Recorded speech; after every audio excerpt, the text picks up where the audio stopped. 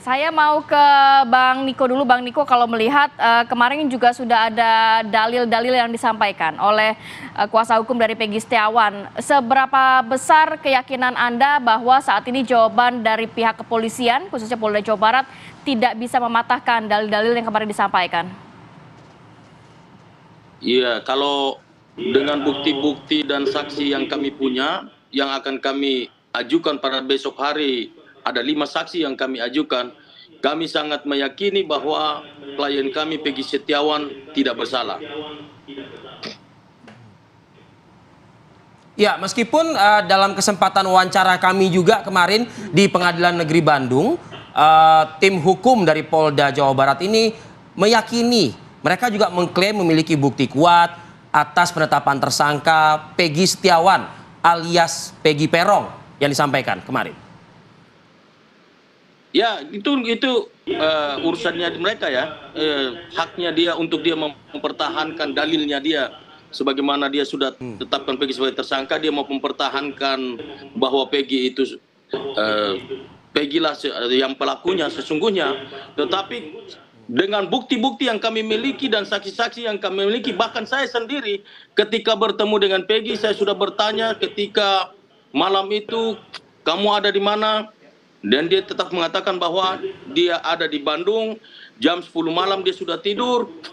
Kemudian waktu itu dia salam tangan saya, dia bilang, "Pak, tolong selamatkan saya, Pak, saya tidak bersalah.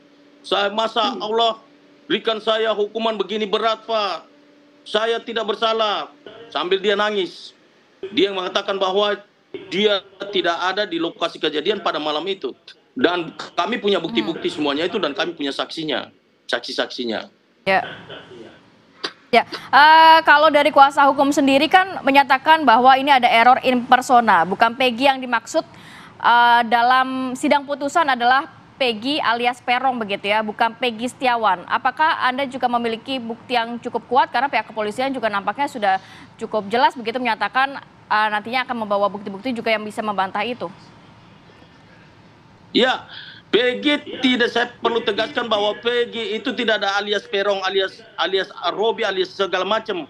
Peggy itu hanya Peggy Setiawan, nggak ada alias-aliasnya. Dan kami tidak pernah, kami ketika berdiskusi dengan keluarga, pihak keluarga maupun dengan Peggy secara langsung, mereka tidak pernah mengetahui Peggy alias Peron itu. Peron itu bahasa Cirebon katanya hitam, jadi banyak orang di Cirebon itu dibilang Peron. Peron itu hitam katanya.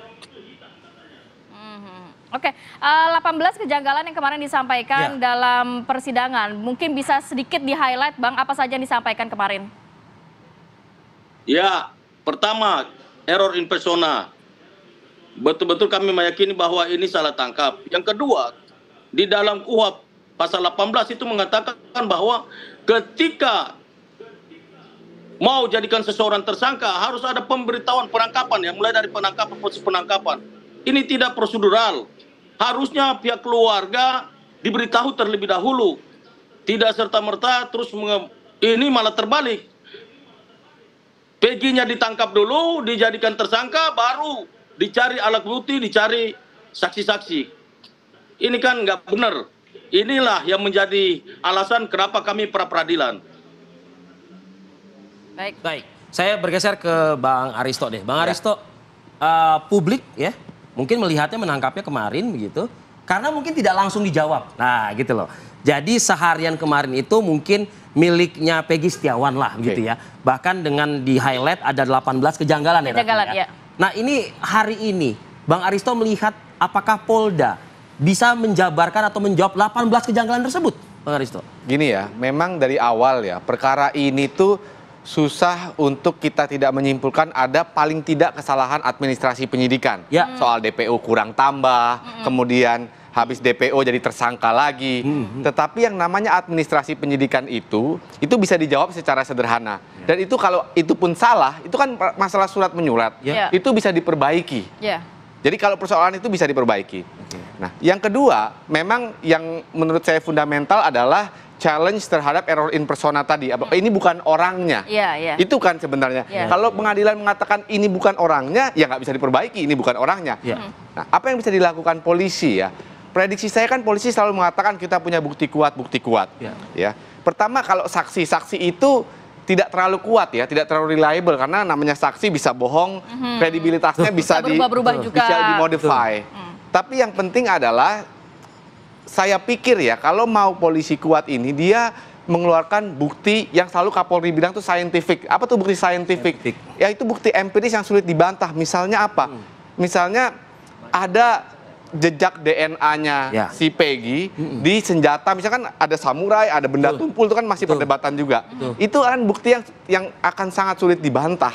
Kalau bukti-bukti yang sifatnya saintifik, yang sifatnya empiris. Kalau bukti saksi itu empirikalnya itu ya questionable. Kenapa ya? Tadi saya bilang modify, bisa berubah-ubah. Nah, kalau administrasi penyidikan misalnya, oh tidak ada surat pemanggilan atau salah tangkap, kemudian tidak ditandatangani, surat perintahnya tidak ada. Itu gampang formalitas itu. Jadi perbaiki aja.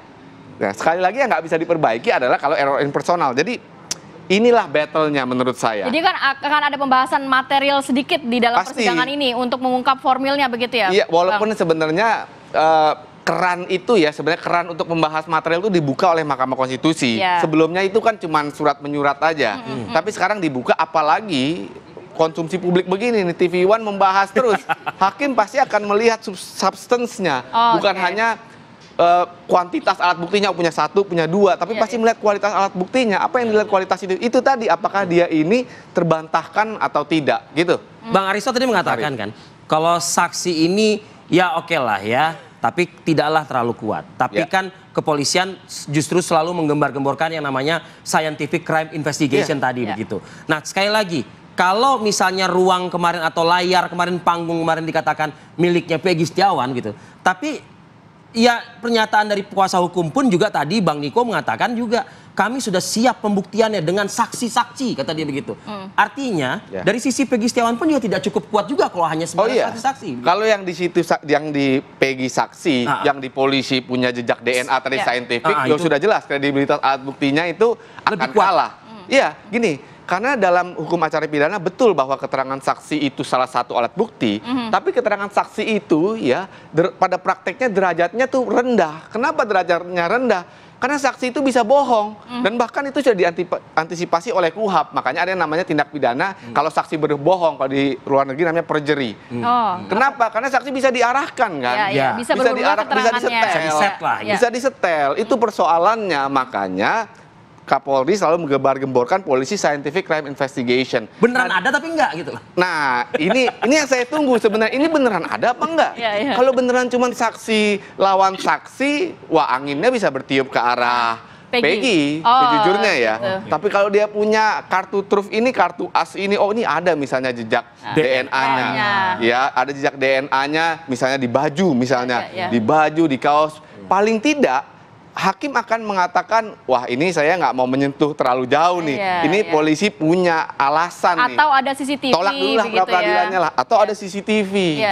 Ya CCTV yang saya nggak tahu ya ada apa enggak ya. Mungkin. Tapi saya harapkan ya kasus ini supaya nggak anti klimaks ya, supaya polisi ini sudah menunda kemarin begitu ya, sudah dikritik habis-habisan. Saya harapkan ada tuh kartu asnya. Apalagi di usianya 78 tahun ya.